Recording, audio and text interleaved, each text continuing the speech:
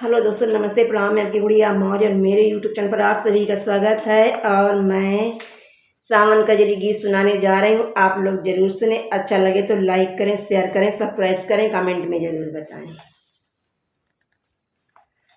कैसे खेले जैबू सावन में कजरिया, बदरिया घेरे आई ना नदी। कैसे खेले जैबू सावन में कजरिया, बदरिया घेरे आई ना नदी।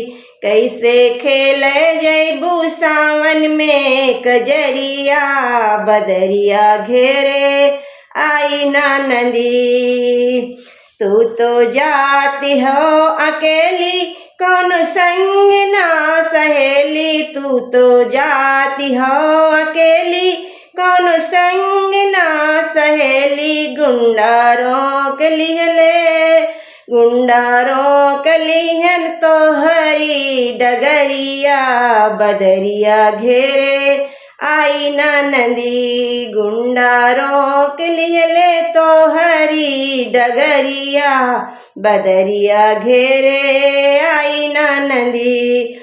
कैसे खेले जैबू सावन में कजरिया, बदरिया घेरे आई ना नदी। कैसे खेले जैबू सावन में कजरिया, बदरिया घेरे आई ना नदी। कैसे खेले जैबू सावन में कजरिया, बदरिया घेरे आई ना नदी। भौजी बोले तू ता बोली, सुन के लागे हमरे गोली। भौजी बोले तू ता बोली, सुन के लागे हमरे गोली।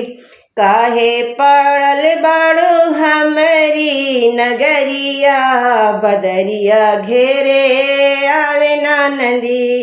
काहे पड़ल बाड़ू हमारी नगरिया, बदरिया घेरे आई ना नदी।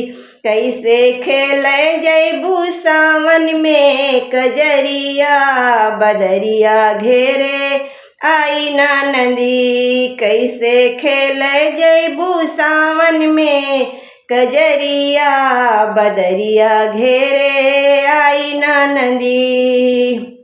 कितनो छैला फांसी, कितनो छैला फांसी चढ़ी है, कितना गोली खा के मरी है। कितना छैला फांसी चढ़ी है, कितना गोली खा के मरी है। कितनों पीसत हुई है, कितनों पीसत हुई है जेल में चकरिया, बदरिया घेरे आवे ना नदी। कितनों पीसत हुई है जेल में चकरिया, बदरिया घेरे आवे ना नदी।